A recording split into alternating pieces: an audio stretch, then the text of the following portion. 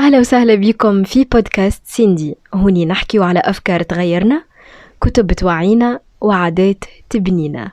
خذ نفس عميق، ركز معايا مليح، وإيجا نغوص مع بعضنا في موضوع اليوم بكل صدق وبساطة.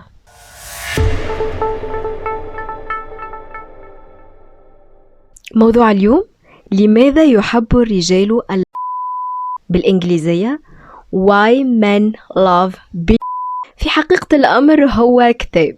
هوني أنا باش نعطيكم نوعا ما تلخيص الكتاب، أو باش نحكيو على الكتاب هذا. الكتاب هذا مش عن بالمعنى الفاحش، لا لا لا ما تخافوش. الكلمة هوني فقط رمزية. الكاتبة شيري أرغوف تستعملها باش توصل فكرة. هي المرأة القوية، مش معناها هي المرأة القوية، لا لا، فقط الكلمة رمزية كما قلت لكم. هوني شيري أرغوف تحكي عن المرأة القوية، فهي وصفتها بالوصف هذا فقط للرمزية، مش حقيقي يعني المعنى أو الوصف اللي عطته لها. المهم، المرأة القوية المستقلة اللي تحط روحها قبل كل شيء وما ترضاش تكون لعبة بيد الرجل. بالعكس، الكاتبة تقول إنه الرجال في الحقيقة يحترموا ويجذبهم النوع هذا من النساء أكثر من النوع اللي ديما طيبة برشا، مطيعة، تسمع الكلام، كل شيء الله يبارك، وتعمل اللي يقولها عليها الراجل، وتحاول ترضي الراجل على حساب نفسها. الكتاب يجاوب على سؤال بسيط: علاش الراجل ساعات يمل من المرأة الطيبة ويجري وراء المرأة اللي ما تسهلوش الأمور؟ الإجابة: خاطر الراجل يحب التحدي، يعني بطبيعته يحب التحدي، هذا في طبعه. يحب المرأة اللي عندها ثقة في روحها واللي تحط حدود واضحة. الطيبة المفرطة تخلي الراجل يحسها ضعيفة أو متوفرة ديما، متوفرة برشا. المرأة القوية تخليه يقدرها أكثر ويخاف يخسرها. في الكتاب هذا شيري أرغوف حكيت على بعض النقاط. أول نقطة: ما تكونيش متوفرة برشا. الكاتبة تقول وقت اللي تكون المرأة ديما موجودة، ترد على المكالمات في ثانية، تغير خططها باش تشوفه، يعني تكون على أساس باش تخرج مع صاحبتها ولا باش تعمل حاجة، فهو وقت يقولها هيا نتقابل ولا نخرج تقوله أوكي، يعني الأنول أفيك سيزامي، تعتذر وما تخرج مع صديقاتها ولا مع أختها ولا اللي هو، باش تخرج تشوف الشخص اللي هو معها. هوني الراجل يبدأ يحسها مضمونة وما عادش يقدرها. أما كي تكون عندك حياتك الخاصة، أهدافك، شغفك، الراجل يحسك لغز ويحاول يفهمك أكثر، يعمل مجهود يعني باش يفهمك. مثال: تخيل الراجل يحب يشري حاجة نادرة، إذا كانت متوفرة في كل بلاصة ما عادش نادرة، ما عادش تغريه، ما عادش يحس روحه اللي هو قاعد يلوج على حاجة نادرة، موجودة في المحل هذا والمحل هذا. وين الندرة هوني؟ لكن إذا كانت حاجة نادرة يعمل المستحيل باش يلقاها. وأصلا الراجل يحس اللي هو إلى لو بليزير دو شيرشي، يعني يلقى البليزير، يعني تعجبه الحكاية أنه يبدأ يلوج من بلاصة لبلاصة أو يعمل مجهود باش يلقى الحاجة هذيك اللي هو يلوج عليها. نفس الشيء مع المرأة المستقلة واللي هي غير متوفرة أو غير مضمونة أو ما يلقاهاش ديما ديسبونيبل اللي هو. النقطة الثانية اللي ذكرت في الكتاب هي ما تتنازليش على كرامتك باش ترضيه. الكتبة هوني تفسر انه برشا نساء يبدلوا في تصرفاتهم، في لبستهم، حتى في طريقتهم في الكلام باش يعجبوه، باش يعجبوا الراجل يعني. اما في الحقيقة وقت اللي تبدأ انت على طبيعتك، بثقتك، بعيوبك، الراجل يحسك ماكش متصنعة، وهذه أكثر حاجة تجذبه، أنك تكون على طبيعتك، أنك ما تتصنعش. باختصار، ما تحاوليش تكوني النسخة اللي يحبها هو بالتدقيق، كوني النسخة اللي ترتاحي فيها انتي.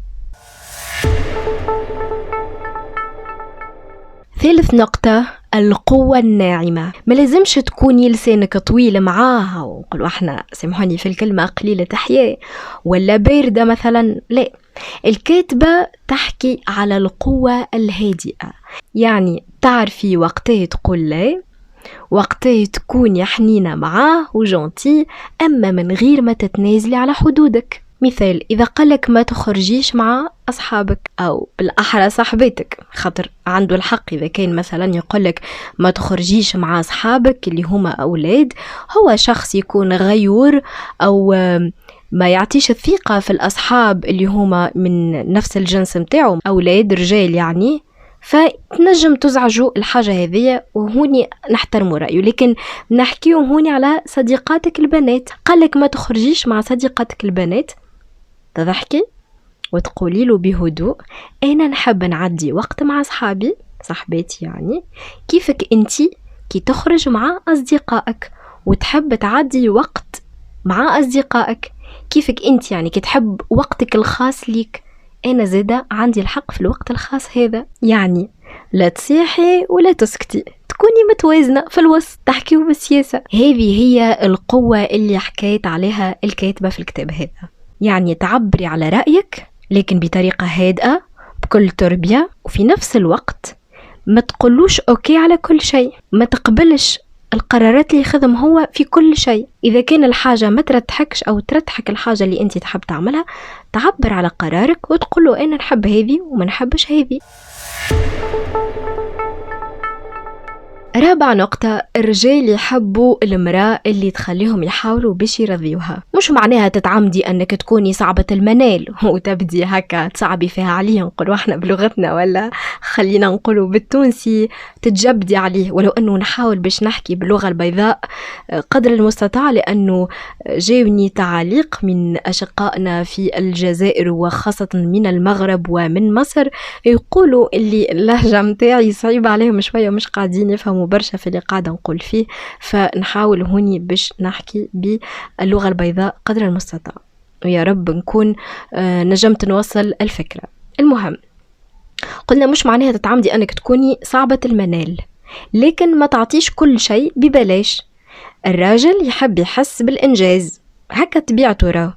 الراجل ديما عنده غريزة الصياد، يجيش لبالكم بالحق غريزة، يعني هو الراجل يحب يحس روحه قاعد يتعب على حاجة، قاعد يصطاد، معناه يعني يحب يتعب باش يوصل للحاجة، يحب يحس اللي هو كسب اهتمامك وما كانتش حاجة سهلة بالنسبة ليه، هذه طبيعته راه، طبيعة فيه معناه. يعني ما تكونيش هدية مفتوحة وسهلة، خليه يبذل شوية مجهود باش يربحك، خاطر هكيكا يقدرك أكثر وأكثر ويحس بقيمتك ويحس اللي هو عمل إنجاز باش يربحك ويدخلك في حياته أو باش هو يدخل في حياتك. خامس نقطة في الكتاب وهي النقطة الأخيرة، العلاقة لازم تكون متوازنة. كيفاش؟ الكاتبة تختم بالفكرة هذه وهي فكرة مهمة، الحب ماهوش طاعة ولا تحدي، هو توازن بين الاحترام، الجاذبية والاستقلالية. ركزوا مليح، في العلاقات لازم يكون فما احترام، جاذبية واستقلالية، يعني لازم الزوز نحترموا بعضنا، لازم ديما نخليو هكا الشعلة متاع الانجذاب هذيك باش ما تبردش العلاقة، مش توا ما شاء الله تستانس بيها تولي تتصرف كأنها صاحبه أو كأنها لا لا لا لا، هذيك راهو ماهوش مسموح، وهذيك راهو ماهوش باهي معناها في العلاقات، ولا هو يستانس بها يولي نقولوا احنا يطيح القدر ولا يحكي معها بطريقة مش هي، ولا فهذا داخل في الجاذبية والاحترام. والاستقلالية هي أنه يكون لكل واحد فيهم في الكوبل معناها يكون عنده وقته الخاص. أنا عندي وقتي باش نعديه مع عائلتي، مع أصحابي، مع أختي، في داري وحدي، هو زيدا كيف كيف عنده أصحابه، عنده عيشته، عنده حياته الخاصة يعني. فنحاولوا نحترموا الاستقلالية هذه متاع الكوبل اللي هو كل واحد عنده حياته الخاصة اللي نجم يعيشها على انفراد، ولو أنه احنا في علاقة يعني اوكي لا في دو كوبل متفاهمين، هي سي ان بارتاج، هي كل شيء نعملوه مع بعضنا، لكن تقعد ديما حاجة لازم نفهموها اللي هي كل شخص عنده حياته الخاصة. باختصار، المرأة القوية تعرف تضحك، تحب، تعطي طاقة إيجابية، أما ما تسمح لحد يمحي شخصيتها، وهذه المرأة المطلوبة والمرأة اللي تغري الرجل.